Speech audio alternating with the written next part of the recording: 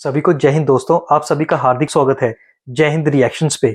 आशा करता हूँ कि आप सभी लोग बहुत अच्छे होंगे। तो आज हम आपके लिए एक लेटेस्ट और एक मजेदार वीडियो लेकर आए, जिसमें आप देखेंगे कि भारतीय विदेश मंत्री एस जयशंकर साहब ने एक ऐसा बयान दिया है कि पाकिस्तान के पिछवाड़े पे मिर्ची लगी है। तो इसी मुद्दे पे आप देखेंगे पाकिस्तानी एनालिस्ट कमर चीमा को, जिनकी स्पेशल गेस्ट होंगी मशहूर पत्रकार आरजू काजमी, और ये दोनों मिलकर बात करेंगे हमारे प्यारे और तगड़े देश भारत के बारे में। तो ये वीडियो काफी इंटरेस्टिंग होगी, आपको बहुत कुछ जानने को मिलेगा और मजा आएगा। तो इसे अंत तक देखें और चैनल पे नए हैं तो चैनल को सब्सक्राइब कर दें।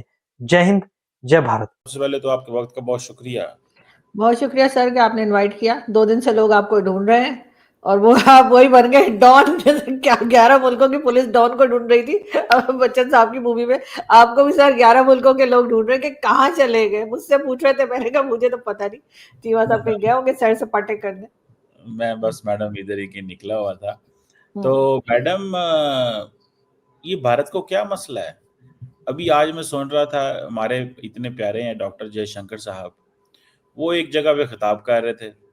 उन्होंने कहा जी कि यूएन के जो मेंबर्स हैं ना, यूएन सिक्योरिटी काउंसिल के जो मेंबर्स हैं, उन्होंने टेरर ग्रुप्स को, हालांकि हम सिक्योरिटी काउंसिल के नॉन परमानेंट मेंबर है ना, परमानेंट तो नहीं है लेकिन नॉन परमानेंट मेंबर हैं, क्योंकि उन्होंने कहा जी यूएन सिक्योरिटी काउंसिल के मेंबर्स जो हैं वो टेरर ग्रुप्स को सपोर्ट करते हैं।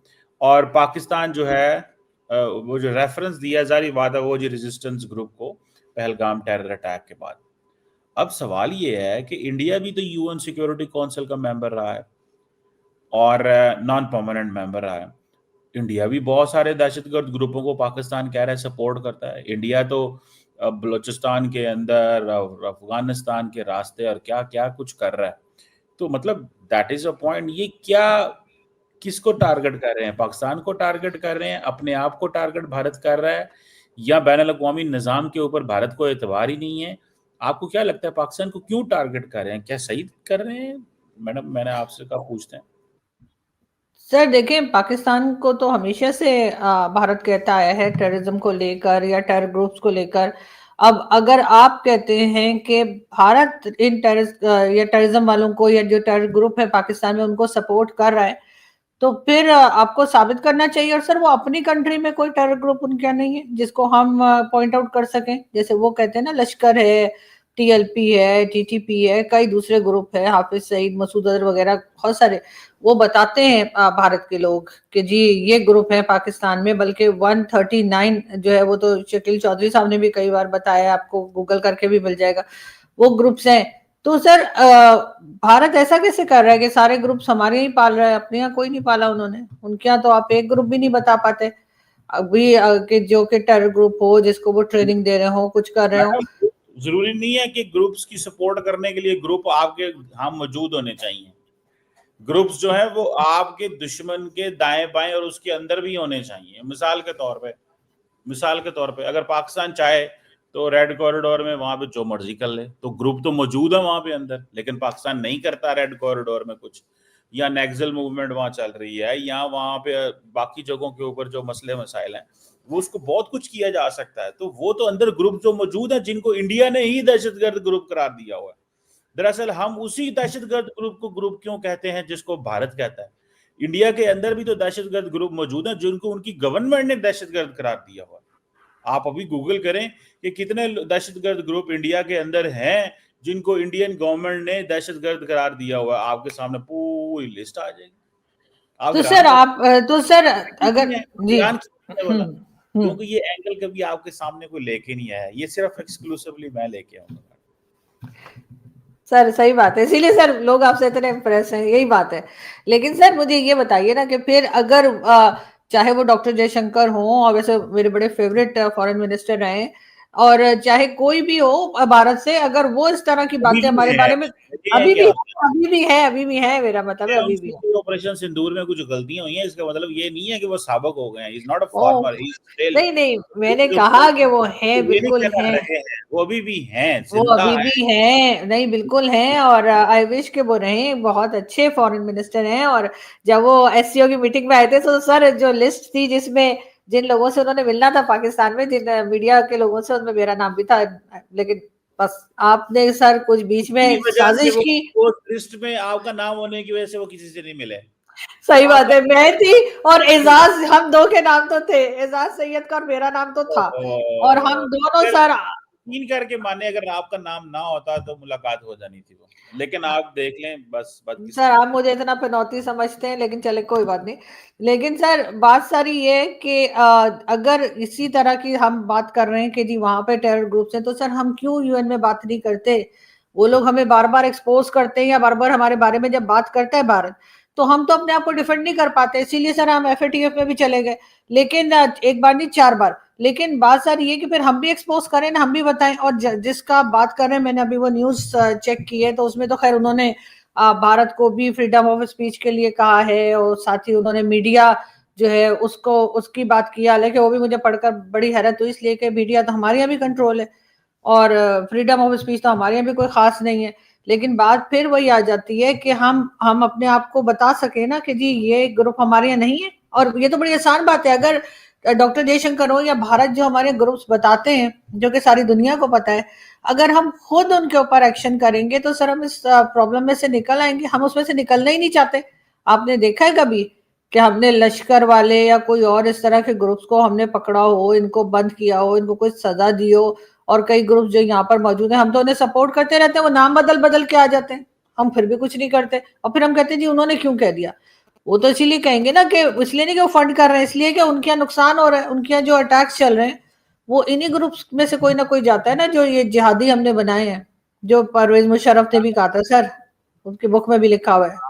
आप बेशक जिसको मर्जी जहादी कह लें, जो मर्जी कह लें, सवाल सिर्फ इतना सा है मैडम कि जो भी ग्रुप्स आप जिनकी बात कर रहे हैं, पाकिस्तान ने तो उनके खिलाफ एक्शन लिए हुए हैं, क्योंकि पाकिस्तान में तो जो ग्रुप था एक्शन ले लिए, लीडरशिप कहीं मौजूद नहीं आएगी, कहीं उनका जलसा नहीं होगा, कहीं पे उनकी ऑर्गेनाइजेशन हो, कोई उनका मदरसा हो, तो बताएं, मतलब कोई ऐसे ग्रुप नहीं रहे जिनके मदरसे हों, वो सारा कुछ जो इंफ्रास्ट्रक्चर होता था वो कुछ भी नहीं है इस वक्त। ठीक है, तो मेरा ख्याल है you should be proud of that.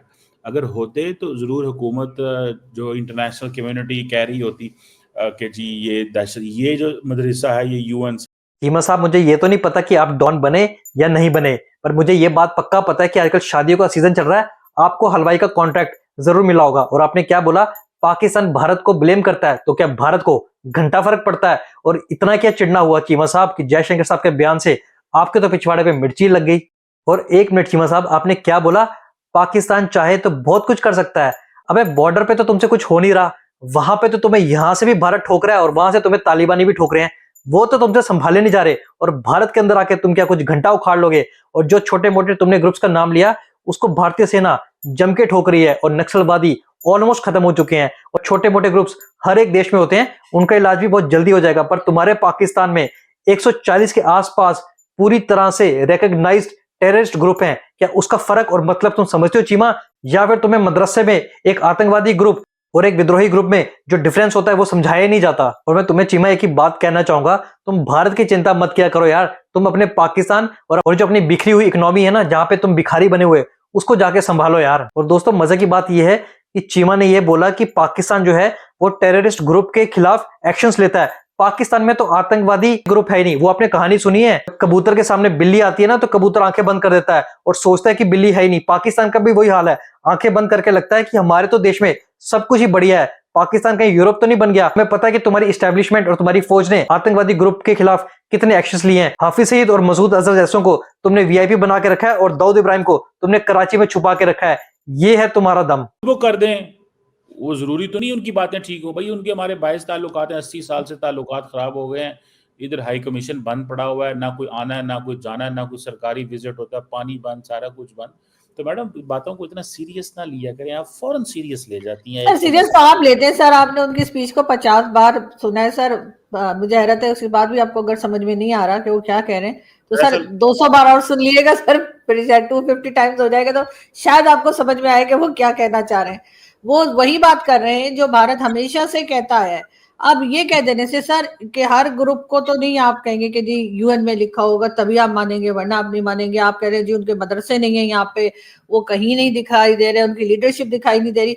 Sir ये लोग दिखाई दिए क्या कभी? आपको लगता है कि आप किसी मॉल में जाएंगे तो ये आपको शॉपिंग करते दिखाई देंगे, या ये किसी रेस्टोरेंट में बैठ के खाना खा रहे होंगे, या मैरियट सरीना जहां आप जाते हैं सर ये वहां बैठे होंगे। जाहिर है इनके सर अलग तरीका होता है इन लोगों की डील करने का, इनका काम करने का तरीका अलग होता है। और ये जिस तरह से पाकिस्तान को इन लोगों ने जितना डैमेज किया है उतना शायद किसी और ने नहीं किया होगा। अगर इस तरह के ग्रुप्स को कभी पाकिस्तान ने सपोर्ट ना किया होता तो आज हमारी भी कोई पोजीशन होती दुनिया में, कोई हमारे भी पासपोर्ट की रिस्पेक्ट होती, जो कि नहीं है। और उसकी मैडम रीजन यही है कि सर इस तरह के लोगों को रखा गया, बनाया गया, खुद ही क्रिएट किया। अब टीएलपी के पीछे जो बातें कर रहे हैं कि जी कहाँ गया वो साद रिजवी और उसका भाई, तो सर इन्होंने खुद ही तो बनाया था। अब उसके बाद जब लोगों को मार काट कर रहे हैं जब, तो कहते हैं जी वो तो मुल्क के अंदर कर रहे हैं जी, मुल्क के बाहर नहीं कर रहे। तो जो मुल्क के अंदर कर रहे हैं वो भी टेररिस्ट हैं, जो बाहर कर रहे हैं वो भी टेररिस्ट हैं। लेकिन सर हमने कभी टेररिज्म पे काम करना जरूरी ही नहीं समझा, क्योंकि वो हमें जिहादी लगते हैं, वो हमें लगता है फ्रीडम फाइटर है। जो कश्मीर में कर रहे हैं उसको आप फ्रीडम फाइटर बोल देते हैं, और जो आपके सर के ऊपर आके फट जाता है उसको कहते हैं ये टेररिस्ट है। तो ये वाली जो डेफिनेशन है ना, ये अपनी ठीक करने की जरूरत है। बार बार सर दूसरे को ब्लेम करके, मैं ठीक है मैं नहीं कह रही कि भारत कोई परफेक्ट नहीं है, बहुत सी चीजें ऐसी होंगी वहां पर भी गलत हो रही होंगी जो उनको ठीक करने की जरूरत है, लेकिन हम तो अपनी बात करेंगे ना सर। सारी आप दुनिया तो सिर्फ हमारे पीछे पड़ी है। अब तो अफगानिस्तान भी आप लोगों को छितर मार रहा है, लेकिन आपको फिर भी समझ नहीं लग रही। देखिए आप तो भारत को परफेक्ट ही समझती हैं, बेशक वो ना समझते हो अपने आप नहीं को। मैंने तो नहीं कहा, नहीं बहुत सी चीजें गलत होंगी सर, परफेक्ट कैसे हो सकता है। होंगी, आपका जुमला हाँ होंगी मतलब हाँ मुझे हाँ, पता तो है कि नहीं। नहीं तो मैंने तो जाके वहां पे उनके ऊपर रिसर्च नहीं की है कि उनका क्या चीज गलत है। मैं तो अपनी कंट्री की बात करूंगी ना, मेरी कंट्री में जहां मैं रहती हूँ मैं तो उसकी बात करूंगी कि यहाँ पे क्या गलत है और क्या सही होना चाहिए।